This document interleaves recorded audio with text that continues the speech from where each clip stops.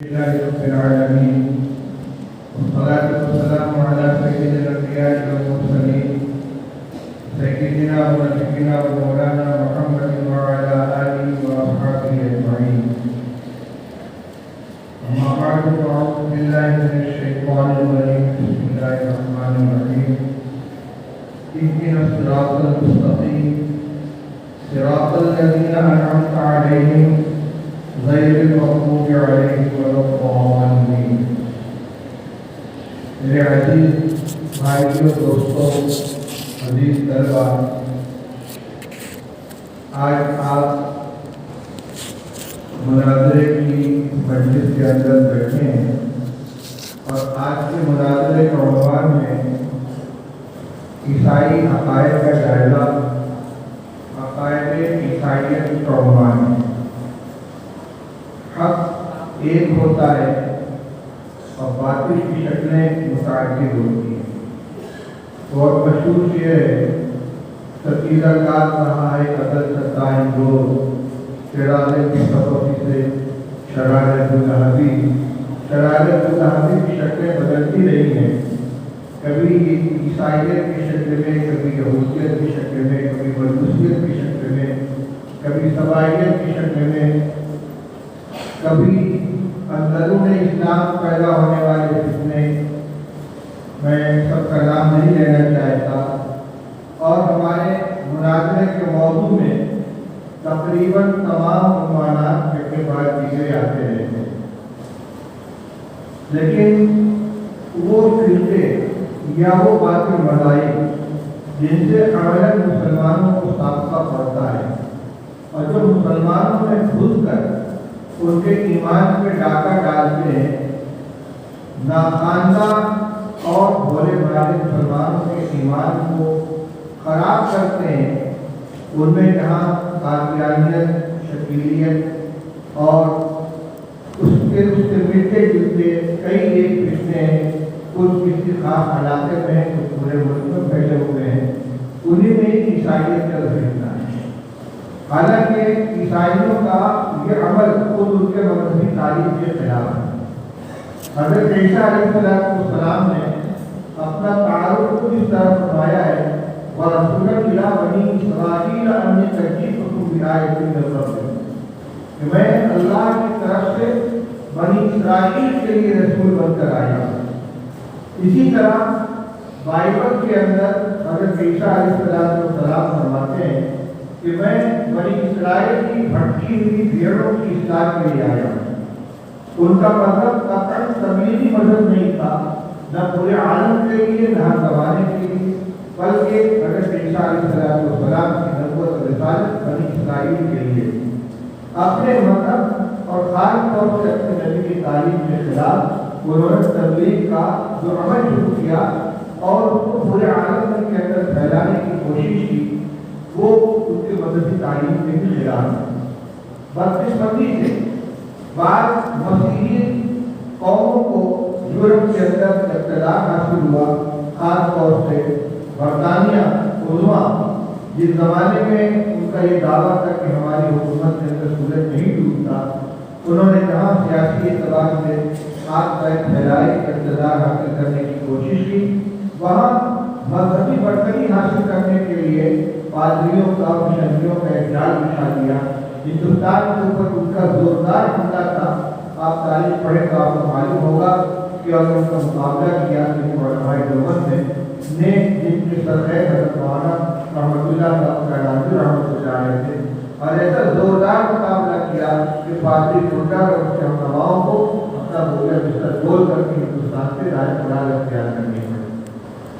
آج بھی ان کی نشہ گوانیاں جاری ہیں اور وہ غیر مسلموں کے اندر بھی کام کر رہے ہیں، مسلمانوں کے اندر بھی کر رہے ہیں. اس لیے میں یہ تمہید اس لیے آپ کے سامنے بیان کر رہا ہوں. یہ صرف ایک علمی مسئلہ نہیں ہے، بلکہ عملاً اس سے ہمیں سامنا کرنا پڑتا ہے.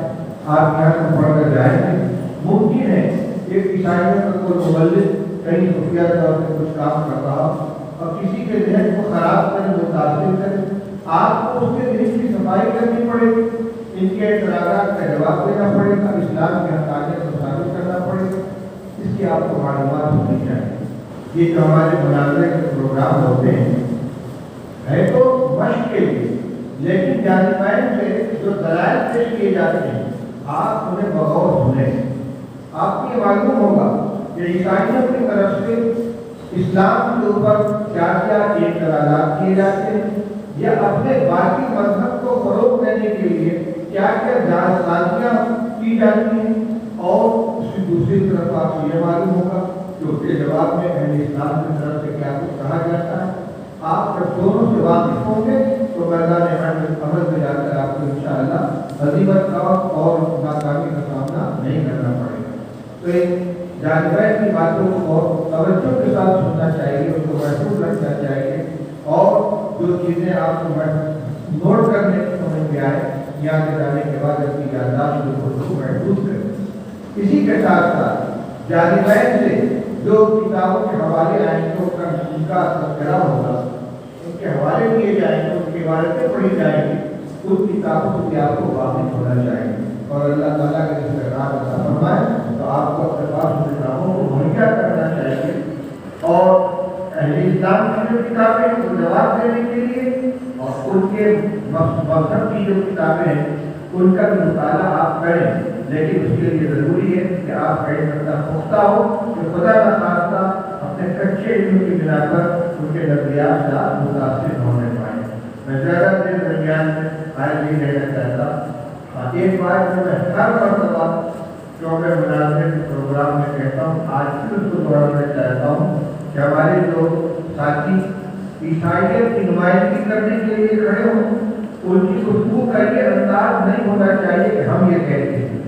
عیسائیت کے مبلغ کی حیثیت سے نہیں، بلکہ ان کا نظریہ کس طرح پیش کریں کہ معلوم ہو کہ عیسائی یہ کہتے ہیں۔ اگر وہ یوں کہیں گے اور کس طرح سے یہ بات کہی جاتی ہے، اس لیے یہ مسئلہ بہت نازک ہے۔ میں ایک قصہ سناتا ہوں تو اپنی بات ختم کروں گا۔ ایک زمانے میں پاکستان کے اندر ایک فلم بنی طلاق نام، اور اس میں طلاق کی خرابی کو بتلانے کے لیے کوئی ڈرامائی انداز میں تصویریں پیش کی گئی۔ اس میں ہیرو نے ہیروئن کو 3 طلاق دے دی۔ پروگرام لیکن صورت حال یہ تھی کہ وہ ہیرو ہیروئن حقیقت میں میاں بیوی تھی۔ اس نے فلم سازی کے اندر 3 طلاق کا لفظ استعمال کر لیا۔ جب وہ فلم کی شروع ہوئی ہے تو ایک ہنگامہ بن گیا پاکستان میں، جس کے زمانہ تک میری تعلیمی کا محمود صاحب کے پاس سوال آیا کہ اس طرح کا واقعہ آیا، انہوں نے طلاق دینے کے لیے لفظ استعمال نہیں کیا ہے، صرف یعنی طلاق کی شناخت اور قباحت کو بتانے کے لیے ایک ڈائلاگ بولا ہے، طلاق دینا مقصد نہیں تھا، تو طلاق ہوئی کہ نہیں؟ بڑے پہنچے ہوئے تھے، انہوں نے فرمایا کہ تم کو طلاق کس کرے، تم کو یہ معلوم کرنا چاہیے تو مسلمان بھی بچے کے نہیں، وہ مسلمان بھی ہیں کہ نہیں؟ کیوں؟ فرمایا کہ اگر کسی اسلامی شعار کو دانش طریقے سے ڈرامہ کے طور پر کوئی بولتا ہے تو اس کو نقل کرتا ہے، مسخرے فن کے طور پر کوئی ایمان سے خالی ہو جاتا ہے، اور یہ دوسری کتابوں میں لکھا ہے کہ اگر کوئی شخص جبہ پہن کر امامہ باندھ کر لاٹھی لے کر علماء کی نقل کرنے کے لیے کھڑا ہو تو فقہا فرماتے ہیں کہ وہ جاہل ہے، اور علماء کی نقل کر کے وہ ان کا تمسک کرنا ایمان سے خالی ہو جائے گا۔ تو نقالی کے اندر کہیں ایسا نہ ہو کہ اپنے آپ کو کسی باطل فرقے کا حقیقی نمائندہ بنا کر پیش کیا جائے، اس سے ایمان کی قدرت پڑ سکتی، معمولی مسئلہ نہیں ہے۔ اس سے ہمارے حالات اس کا ہمیشہ خیال رکھیں کہ دونوں طرف کی باتیں سامنے آنی چاہیے، لیکن اہل اسلام سے اسلام کے حقیقی نمائندے ہوں اور کسی دوسرے فرقے کے جو نمائندے کھڑے ہوں حقیقی نمائندے بن کر کھڑے ہوں، ان کی باتوں کو نقل کرنے والا بات حاصل نہیں ہوگا، لیکن زور پیدا کرنے کے لیے کہیں نقل کی طرح سے اپنے آپ کو اصیل بنا کر پیش کرتے ہیں۔ اللہ تعالیٰ ہم سب کو اس کی توفیق عطا فرمائے۔ بہرحال میں تمام ساتھیوں سے گزارش کروں گا کہ پوری گفتگو اول سے آخر تک غور سے سنیں، یہ آپ کے لیے انشاءاللہ بہت مفید ہوگی اور عملی زندگی کے اندر اس سے آپ کو مدد ملے گی۔ وآخر دعوانا الحمدللہ۔